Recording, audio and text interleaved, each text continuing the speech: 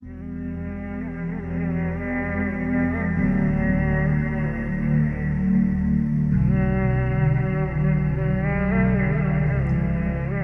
الرحمن الرحيم الحمد لله رب العالمين والصلاة والسلام على رسول الله.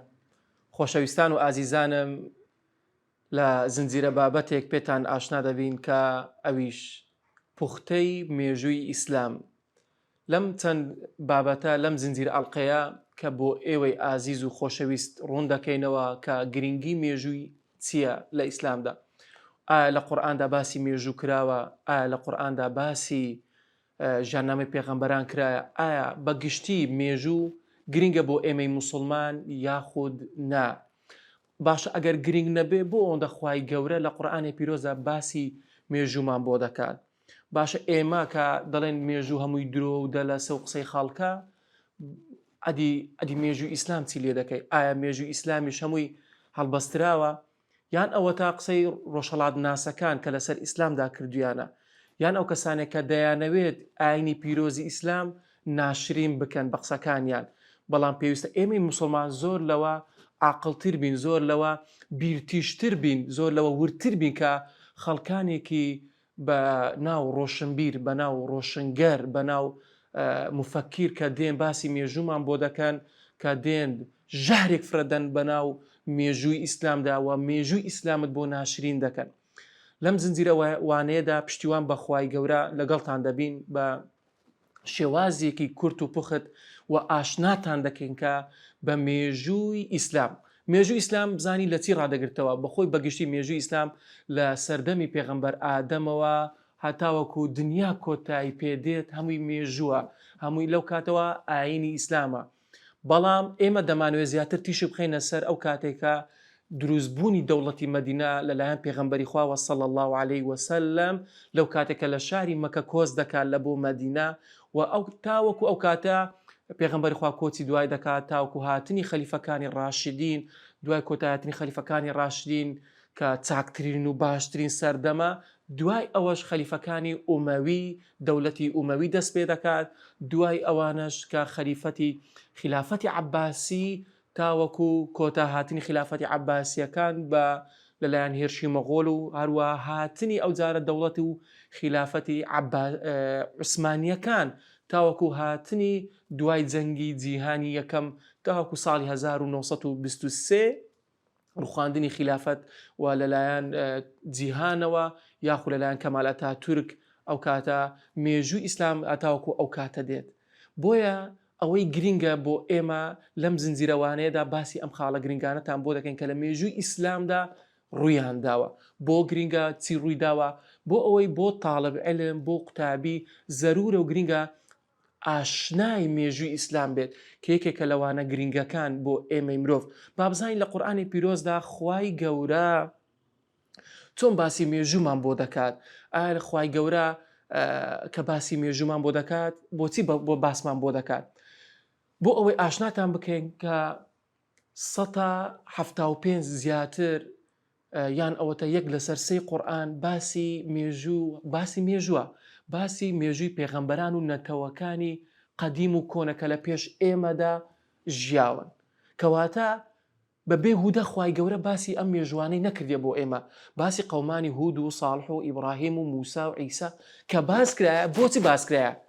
بۆ ئەوەی ئێمە فکر بکەینەوە لە قورئانی پیرۆز، بۆ ئێمە تەفەکر بکەین لەم چیرۆک و قەسەسانە کە خوای گەورە لە سوورەتی غافردا دەفەرمێت کە مێژووی هەندێک پێغەمبەرانی بۆ پێغەمبەری خوا صلی الله عليه وسلم باس کردیا و هەندێکیشی ومنهم من لم نقصص عليك، و هەندێکی بۆ پێغەمبەری خوا باز نەکردێ و تۆماری نەکردووە. بۆیە کەواتە خوای گەورە ئاماژە بۆ دا هەندێک لە مێژووی پێغەمبەرانی تۆمار کردووە کە ناویان هاتووە و هەندێکی تریشی تۆمار نەکراوە لە قورئانی پیرۆزدا. و ئاەتێکی ترمان هەیە کە خوای گەورە لە سوورەتی یوسفدا دەفەرمێت کە باسی گرنگی مێژووە، کە خوای گەورە دەفەرمێت أعوذ بالله من الشيطان الرجيم لقد كان في قصصهم عبرة لأولي الألباب. ئەو چیرۆکە ئەو قەسەسانە ئەو پند و ئامۆژگاریانێکەوە باس کراوە لە قورئاندا کە بۆ پێغەمبەرانە، بۆ باسی نەتەوەکانە، باسی پند و عیبرەت و ئامۆژگاری و بۆ چیە؟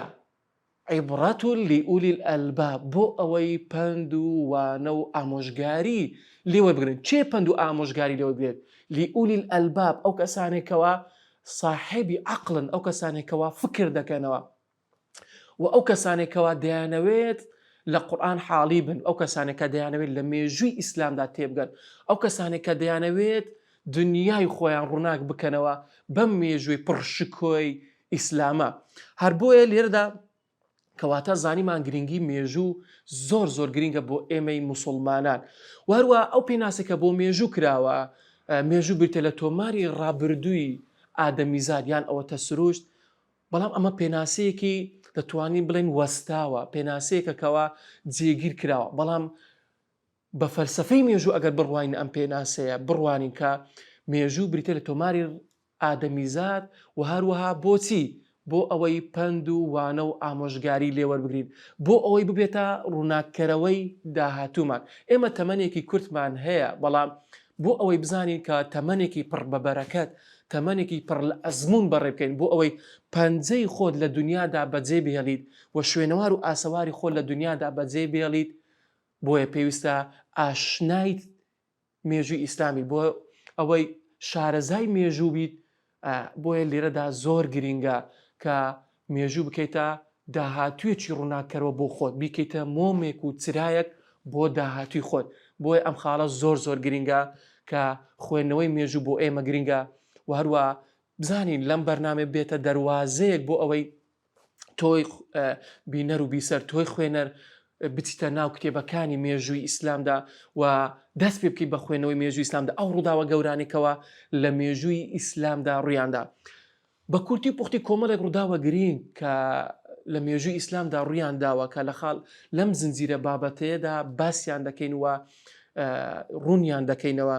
ئەو خاڵە گرنگانەی کە دروستبوونی دەوڵەتی مەدینە کە پێغەمبەری خوا صلی الله علیه وسلم دروست دەکا، دانانی دەستورێکی مەدینە و دانانی بناغەی دەوڵەتداری و سیستەمی دەوڵەتداری کە لە سەردەمی پێغەمبەری خواوە دەست پێ دەکات، دوای ئەو هەموو بڵاوکردنەوەی ئاینی پیرۆزی ئیسلام بەگشتی بە ناوچەکە عەرەبیەکاندا، دواتر بەرەو ناوچەکانی عێراق و مسر و شام و هەروە بڵاوکردنەوەی فتوحاتی ئیسلامی بە جیهاندا لە سەردەمی خولەفاء الراشیدین و هەروە ئەو خاڵە گرنگانێکە لە سەردەمی خەلیفەکانی ڕاشیدیندا کردیتیان، ئەویش ڕوبەڕووبوونەوەی لەگەڵ دوو ئیمپراتۆریەتی ئەو کاتەی جیهان کە جیهانیان لە نێوان خۆیاندا دابەش کرد کە دوو ئیمپراتۆریەتی ساسانی فارسی و ئیمپراتۆریەتی ڕۆمی بێزەنتی کە ئەم دوو زلهێزە جیهانیە کە دەستیان بەسەر جیهانی ئەو کاتەی ئیسلام داگرتە بوو. بۆیە ڕوبەڕووبوونەوەی دەوڵەتی ئیسلامی لەگەڵ ئەم دوو زلهێزە کە خوای گەورە لە سوورەتی ڕوومدا باز دەکات کە سەرکەوتنی موسڵمانەکان نێزیکە بەسەر ئەم ئیمپراتۆریەتانە. بۆیە ئاگادار بین خاڵی گرنگ هەیە لە مێژووی ئیسلامدا. خاڵێکی تر لە خاڵەکان کە ئەویش دروستکردنی شاری کوفەیە لە سەردەمی ئیمامی عەلی کە کردنە وێزگەی سەربازخانەیەک بۆ موسڵمانەکانی، هەروەها دروستکردنی شاری بەغدا لە سەردەمی خلافەتی عەباسی، هەروەها دروستکردنی شاری بەسڕە لە سەردەمی خلافەتی عەباسی. ئەمانە هەموو ڕووداوی گرنگن لە مێژووی ئیسلامدا. هەروەها ڕزگارکردنی ئەندەلوس کە پرتوگال و ئیسپانیای ئێستا دەکات لە سەردەمی موسڵمانەکاندا ڕزگارکرا، دواتر موسڵمانەکان نزیکەی 800 ساڵی ڕێک حکم لە ئیسپانیا دەکەن کە شاری قورتوبە و بەرشلۆنە و هەروەها سەرەگۆزە و قورتوبە. ئەم شارە گەورانە کە موسڵمانەکاندا دەسەڵات دەگرنە دەست لەم ناوچاندا. هەروە ئێستاش تاوەکو ئێستا ئاسەواری موسڵمانەکان لەم شارە گەورانەدا ماوە. هەروایەکێک لەو کۆشکە گەورانە کە بە ناوی کۆشکی سوور ئەحمەر بەناوبانگە لە ئیسپانیا کە ئێستا خەڵک دەچێت سەردانی ئەو شوێنان دەکات کە ئاسەوارێکی مێژووی ئیسلامە کە بە پارە بنزیکەی بە $50 دەدەی بۆ ئەوەی بینینی ئەم وێنانە کە ئەم ئاسەواری مێژووی ئیسلامیانە دەبینی لە ئیسپانیا کە موسڵمانەکان دروستیان کردو و کە و هەروە خاڵێکی تر لە خاڵەکان ڕزگارکردنی شاری قوستەنتینیە بوو کە ئەو کاتە ڕوخاندنی ئیمپراتۆریەتی بێزەنتی لە سەردەمی محەممەد فاتحدا کە ئەمە ڕووداوێکی گرنگی مێژوویە کە یەکێکە لە خاڵ هەرە گرنگەکان و چەرخانی جیهانیەکان. وهروە خاڵێکی تر لە سەردەمی عەباسیەکان کە ڕوویدا دروستکردنی قاقز و وەرەقە کە لە سەردەمی هاڕونە ڕەشید و دروستکردنی بەیت الحیکمە، ئەو ڕووداوە گرنگانەی مێژوو هەروەها گرنگیدان بە زانست و زانیاری. خاڵێکی تر لە خاڵەکان دروستکردنی نەخشە و جوگرافیا کە خاڵێکی گرنگە لە مێژوودا کە موسڵمانەکان جوگرافیان داهێنە، کە موسڵمانەکان نەخشەیان دروست کرد و هەروەها نزیکەیەک لەو زانایانە کە نزیکەی 15-16 ساڵ خەریکی یەک نەخشە دەبێت کە پێشکەشی پاشای مسلمانەکان و یاخود خەلیفەی مسلمانەکان دەکات. وهروە خاڵێکی تر لە خاڵە گرنگەکانی مێژووی ئیسلام کە ئەویش ڕزگارکردنی ناوچەکانی ئەفریقیایەکە ئایا مسلمانان چۆن گەیشتونەتە ئەفریقیا، وهروە ئایا ئاینی پیرۆزی ئیسلام چۆن گەیشتێتە وڵاتی سین. خاڵێکی تر لە خاڵەکان کە گەمارۆدانی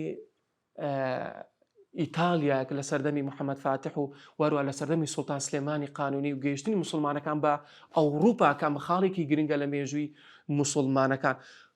لە هەمووی گرنگتر لە هەمووی زەقتر و ڕووناکتر کە ئێمەی مسلمانان شانازی پێ بکەین ئەویش شارستانیەتی ئیسلامە بۆ ئێمەی مسلمانان. ئەو شارستانیەتە گەورەیە کە زانایانی ئیسلام کە پێشکەشی ئێمەی مسلمانانیان کرد، ئەو هەموو وەچەرخانی مێژوویە، ئەو هەموو گۆڕانکاریە لە جیهاندا کە ئێستا ڕوودەدات هەمووی بەهۆی ئەسلەکەی بەهۆی دروستکردنی بناغەکەی بادوێکە کە زانایانی ئیسلام دایانهێنا، چ لە ڕووی جوگرافیا، چ لە ڕووی مێژوو، چ لە ڕووی طبی کە زانایان مسلمانەکان نزیکەی چەندین ئەدەواتی چەندین کەرەستەی عملیات دادەێنن، هەروەها عملیاتکردن لە سەردەمی مسلمانەکاندا. و هەروەها خاڵێکی تر لە خاڵەکان زانایان کە زۆر گرنگیان بە فەرمودەکانی پێغەمبەری خوا داوە صلی الله علیه وسلم، گرنگیان داوە بە مێژوو و هەموو کە ژیاننامەی پێغەمبەری خوا تۆمار دەکەن صلی الله علیه وسلم، ژیاننامەی خەلیفەکان تۆمار دەکەن، هەمووی ئاماژەیە بۆ ئەوەی کە شارستانیەتی ئیسلامی شارستانیەتێکی گەشاوەیە. بۆیە پێویستە ئێمەی مسلمان شانازی پێ بکەین لە نێو خەڵکدا، باسی ئەو ڕووداوە گەورانە بکەین کە لە مێژوودا مسلمانەکان کردیتیان. کەچی لەو کاتە مسلمانەکان پێی شەرمە بڵێ ئەو کاتە ئەوروپا لە سەردەمی تاریکەکاندا بوو، بەڵام مسلمانەکان لە سەردەمی زێڕینی خۆیاندا بوون. پێش شەرم نەبێ مسلمانەکان لە سەردەمی زێڕیندا، بەڵام ئەو کاتە ئەوروپا لە سەدەکانی ناوەڕا سەردەمی تاریکی خۆیان بوو. دەهاتنە لای مسلمانەکان بۆ ئەوی وانە بخوێنن، هەروە کتابی مسلمانەکانن و هەروە زانای ئیسلامیەکانیان دەبرد بۆ وڵاتانی خۆیان وەریان دەجێڕا و کتابی مسلمانەکانیان دەدزی بە ناوی خۆیان تۆماریان دەکرد، خیانەتی علمیان کردی. دواتر کە کەشف دەبێ ئەمانە هەموو نووسینی مسلمانەکانن کەچی دەیان بردەوە ئەوروپا بۆ وڵاتانی فەڕەنسا یاخود بۆ وڵاتانی ئەڵمانیا کە تۆماریان دەکرد بە ناوی خۆیان ئەو زانستانەیان تۆمار دەکرد. و خاڵێکی تر لە خاڵەکان کە باسی مەدرسەی مسلمانەکانە کە مسلمانەکان چ مەدرسەیەکیان دروست کردووە لە شاری بەغدا یاخود لە شاری ئەندەنوس کە تەواوکردنی خلافەت و هەروەها بەڕێوەبردننی سیستەمی دەسەڵاتە لە ئیسپانیا کە چۆن گرنگیان بە زانست و زانیاری داوە کە ئەو کاتە لە جیهاندا قیمەی پێشکەوتنی زانست و زانیاریە کە مسلمانەکان ئەو کاتە سەرکردایەتی پێشڕەوی زانست و زانیاریان کردی. ئەو زانستانێکەوە ئێستا لە ڕووی کامیرەوانی، لە ڕووی بیرکاری، لە ڕووی فیزیا، لە ڕووی کیمیا تەنانەت مسلمانەکان داهێنانی کیمیا بوونە کە ئەو تێکەڵێک لە نێوان کیمیا دروستەکە مسلمانەکان دەیانهێنای. بۆیە پێت شەرم نەبێ ئەو داهێنانێکەوە ئێستا ئەوان ئەنجامی دەدەن ئەسڵەکەی بناغەکەی بادلوەکەی مسلمانەکان دەیانهێنای. شەرمت بەخۆ نەبێت. بۆیە پێویستە لەسەر ئێمە بە جوانی بە شێوازێکی تیژ لە مێژووی ئیسلامدا بڕوانین، تەنها بە ڕووداوی شەڕ و بڵاوکردنەوەی ئاینی پیرۆزی ئیسلام، هەر وەکو زۆرێک لە نووسەرەکان بازدەوە دەکەن کە ئاینی پیرۆزی ئیسلام تەنها بە شمشێر بڵاوکرایتەوە. نەخێر، ئاینی پیرۆزی ئیسلام پێش ئەوەی فەتحی شارەکان کە فەتحی دڵەکانی کردووە، نامەی ناردووە بە بازرگانەکان بۆ ئەوەی فەتحی ئەو دڵانە بکات.